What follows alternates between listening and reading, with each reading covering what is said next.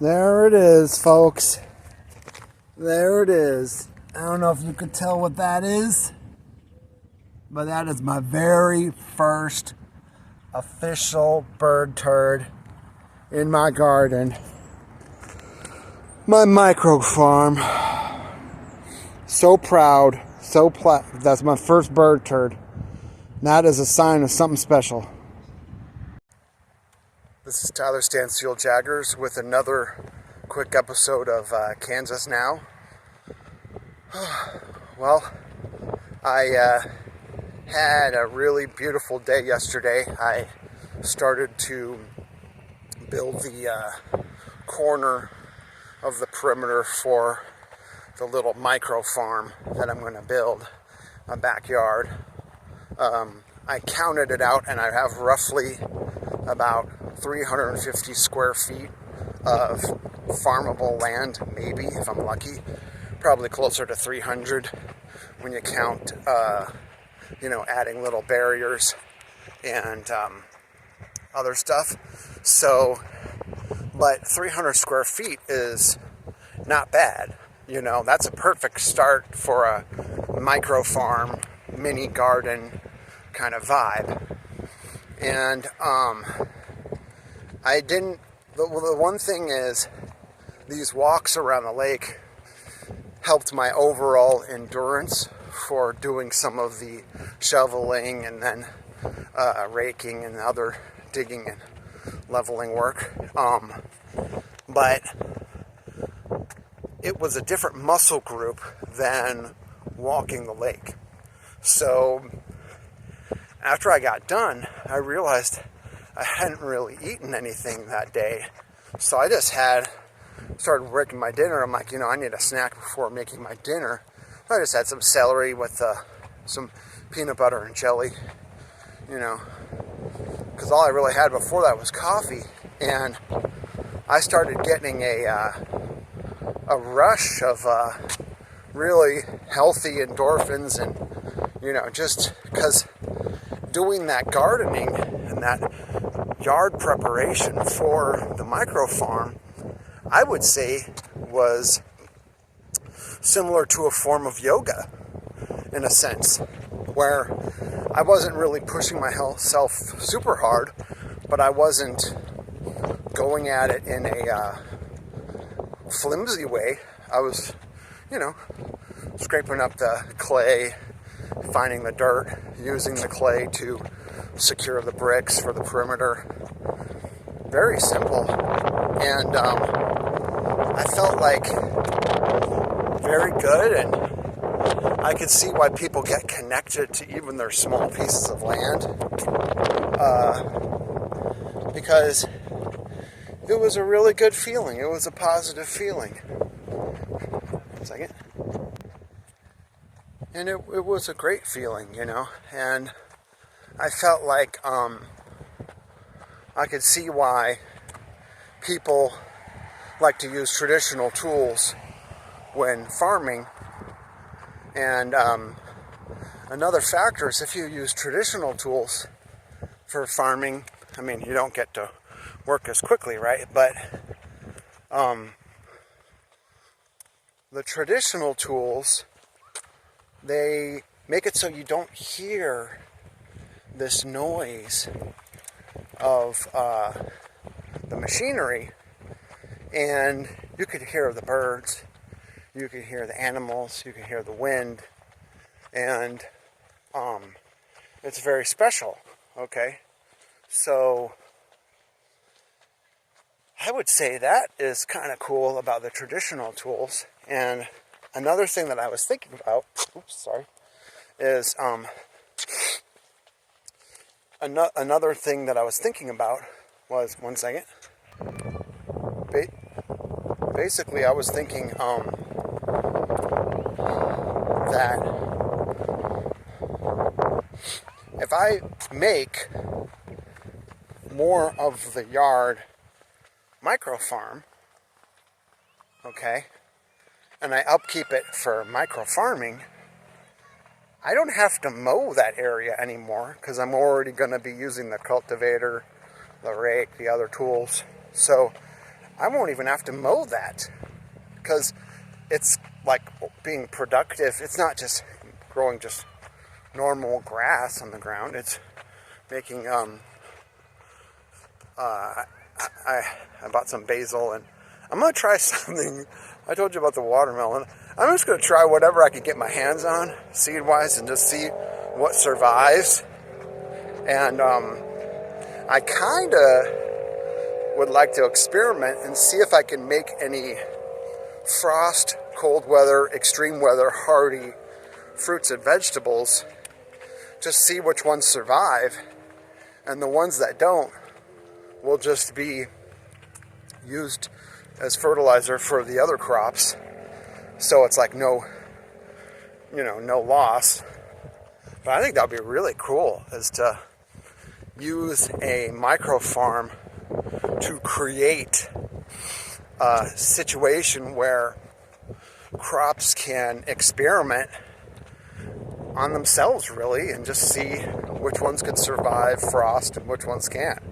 Because when you're in a monoculture environment, it's very difficult for crops to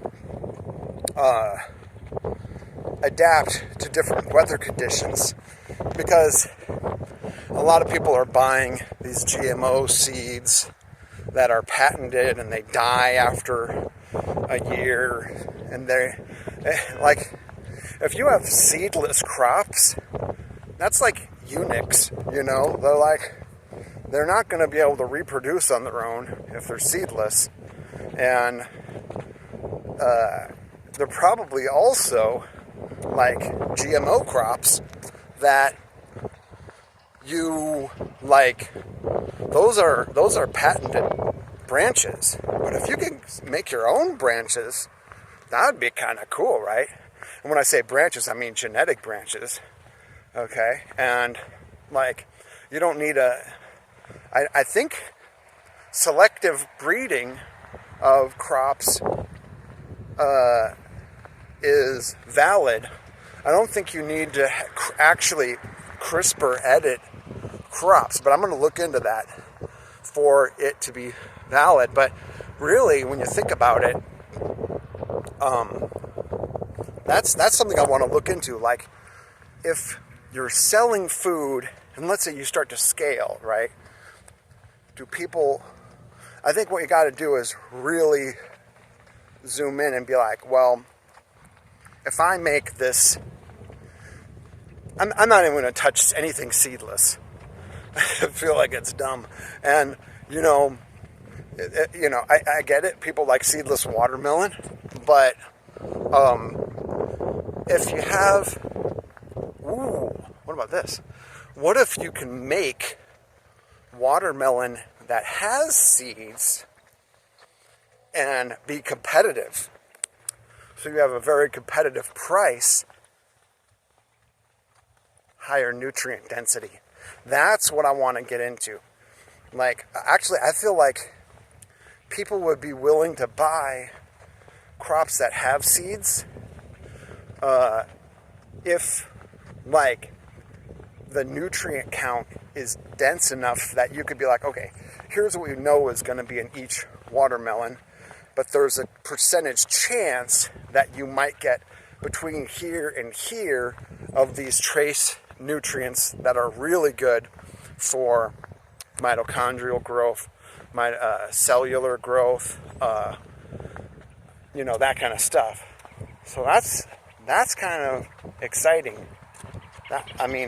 To me, growing food that is nutrient dense and vitamin and mineral dense, of course within human consume, because basically, if you have food that is too nutrient mineral dense, then it actually becomes poison, and you don't want that. And it's more. I feel like instead of super dense, I more would like to have a nice wide spectrum, because that'll affect the flavor of things too. A wide spectrum. So there's just whole avenues to consider when it comes to farming. I mean, I'm surprised that more people aren't getting into this. But I need to figure out, like, is it not economically feasible to micro farm? Is that why people don't do it? We're going to find out. I mean, this is Kansas now. This isn't like, dense inner city. You have no yard now. This is Kansas now. We get yards here. It's cool. I mean, the only way you're really not getting a yard in Kansas, even if you live in Old Town, downtown like me, is if you're in an apartment. If you have a house, you got a yard. This is cool. And the exercise alone yesterday, so I didn't walk the lake yesterday, so I'm walking it today, and then I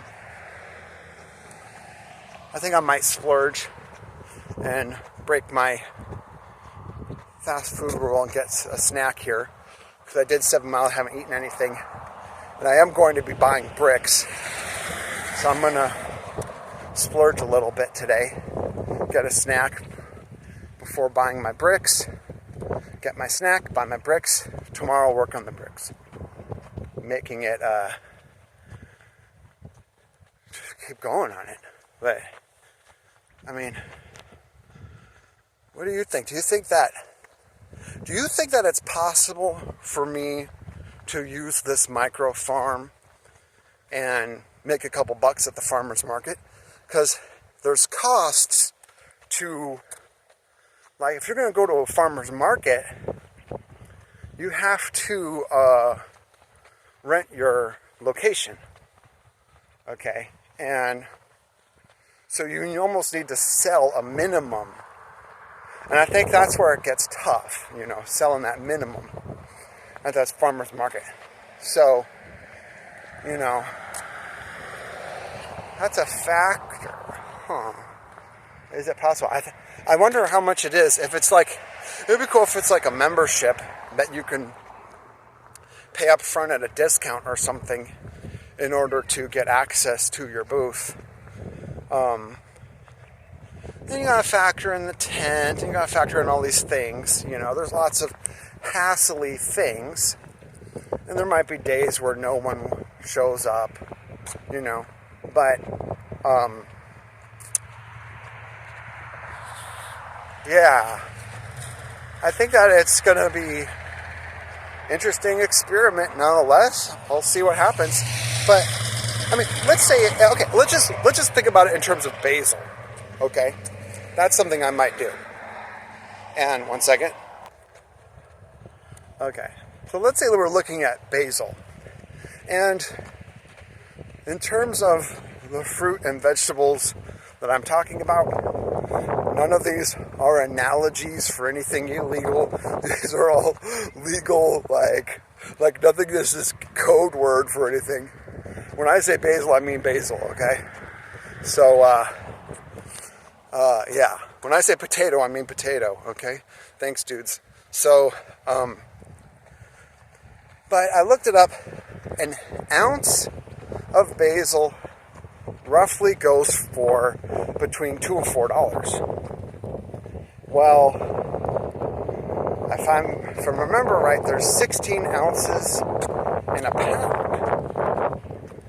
So 4 times 16, that's a base 2 number, bro. That's easy. I could just tell you right now, 4 times 16 is 64. Bam, because it's base 2. Base 2, I already know that.